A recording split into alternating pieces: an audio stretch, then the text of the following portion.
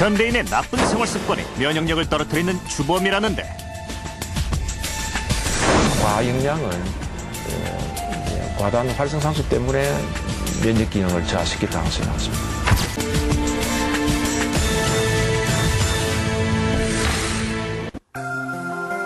그녀의 병명은 루푸스.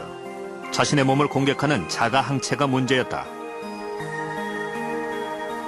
정상적인 면역 시스템이라면 나와 다른 외부 물질을 구별해 찾아내고 공격하는 것이 정상이지만 루푸스의 경우 이 감시체계의 혼돈이와 스스로를 적으로 인식하는 항체를 만들고 자신을 무차별적으로 공격하기 시작한다. 루푸스라는 그 병의 증상이 굉장히 다양한데 그 다양할 수밖에 없는 이유는 우리 몸이 워낙 그 다양한 조직으로 구성되어 있고 또 어느 조직에 대해서 어떤 항체가 또 증상을 일으키냐에 따라서 그 개개인마다 루푸스라는 여러분이 계시지만은 루푸스마다 다 증상이 좀 틀립니다. 그래서 이 혼돈에 빠진 면역 체계는 혈관이 통하는 모든 곳에 염증을 일으킨다. 작게는 피부에서, 크게는 뼈와 관절, 그리고 전신의 장기를 공격해 사망에 이르게 한다. 면역과 함께 건강도 무너지는 것이다. 우리의 몸은 선천적으로 외부로부터 자신을 보호하는 면역 시스템을 가지고 있다. 피부에 난 채모들과 기관지의 섬모, 그리고 위장 점막의 살균 성분은 인체의 1차 방어선을 지키고 있다. 혈관 속 대식세포, T세포, B세포 역시 외부 물질을 공격해 우리 몸을 감염으로부터 막아준다. 하지만 면역력이 하고 염증이 우리 몸 안에 더 잘 자라도록 한다. 그러한 염증이 일어난 부위를 통해서 그런 바이러스나 세균들이 우리 몸으로 침투를 할 수 있게 됩니다. 또한 담배를 많이 피우게 되면 담배 안에 있는 그런 활성산소에 의해서 우리 몸의 면역 기능을 담당하는 대식세포나 임파구의 기능이 떨어지기 때문에 이러한 바이러스나 세균들이 활발하게 우리 몸으로 들어와서 염증을 유발할 수가 있게 됩니다.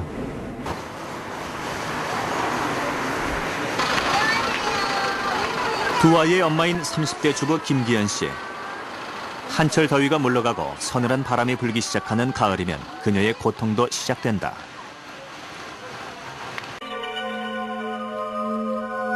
알레르기가 발생하는 원인 역시 몸 안의 면역세포의 균형이 깨져서다.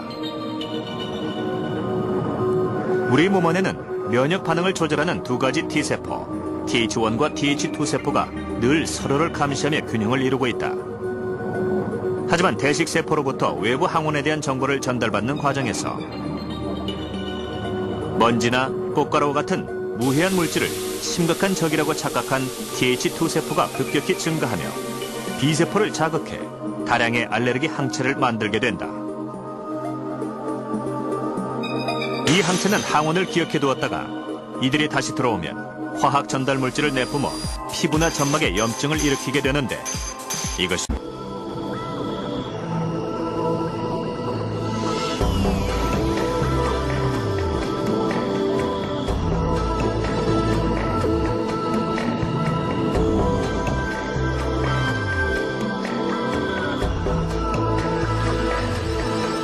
피부와 채모, 그리고 살균 성분을 가진 점액과 같은 우리 몸의 1차 방어선을 뚫고 들어온 세균이나 바이러스 등은 또 하나의 강력한 수비대를 만나서 전쟁을 치르게 됩니다.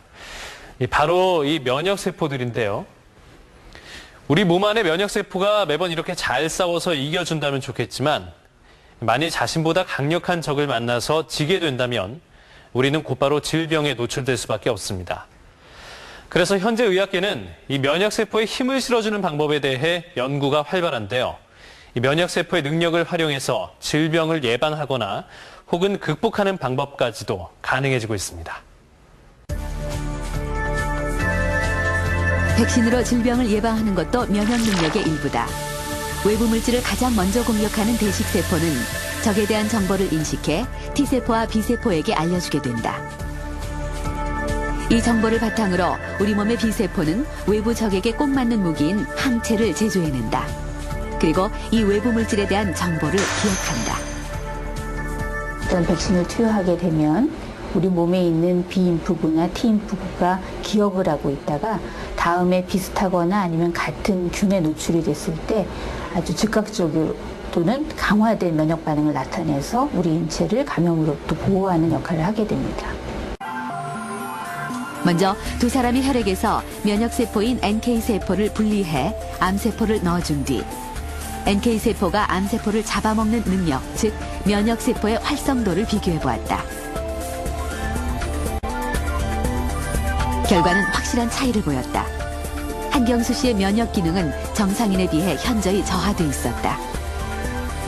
이제 암 환자에게 활성도가 떨어진다는 것은 결국은 암을 죽일 수 있는 NK세포, 즉 면역세포의 능력이 떨어졌다는 것을 뜻합니다.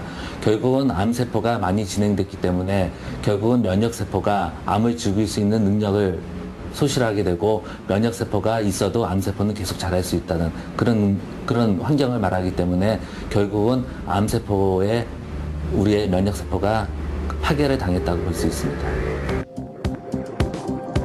우리의 몸 곳곳에서는 매일 돌연변이 암세포가 자라난다. 그래서 건강한 사람일지라도 몸 안에 보통 1000개에서 5000개 정도의 암세포를 가지고 있다.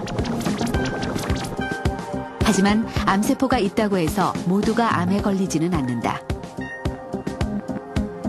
그 이유는 우리 몸속에 암세포를 찾아내 제거할 수 있는 면역세포들이 존재하기 때문이다.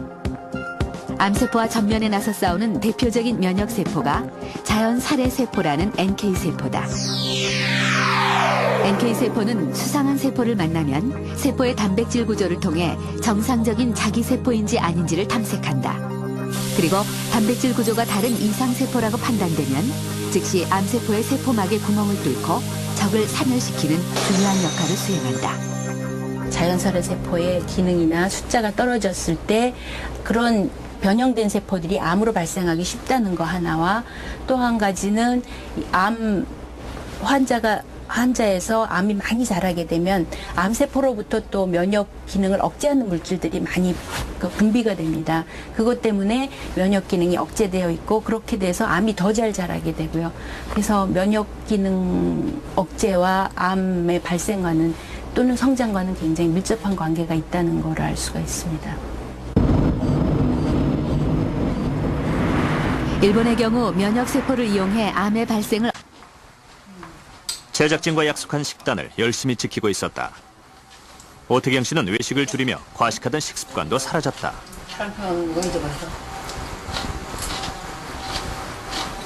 저녁 같은 경우 밖에서 먹게 되면은 고기를 먹게 된다던가 뭐 하면은 그게 자연스럽게 이제 술로 이어지고. 자유식이를 한 쥐의 내장엔 지방과 염증이 심했다. 쥐의 대동맥도 마찬가지로 자유식이를 한 쥐에게 훨씬 많은 염증이 발견됐다. 염증이 많은 것은 면역력이 떨어졌다는 증거다. 과다한 그 영양은 과다한 활성산소를 내고 이 활성산소가 이제 면역세포들을 손상을 갖고 와서 그래서 면역 기능이 저하됩니다.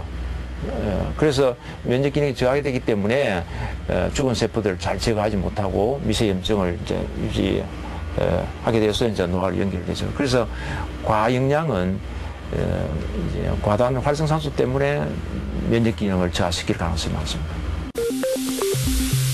우리의 몸은 음식물 섭취를 통한 대사 과정에서 매우 강한 독성을 가진 활성산소를 생성해낸다.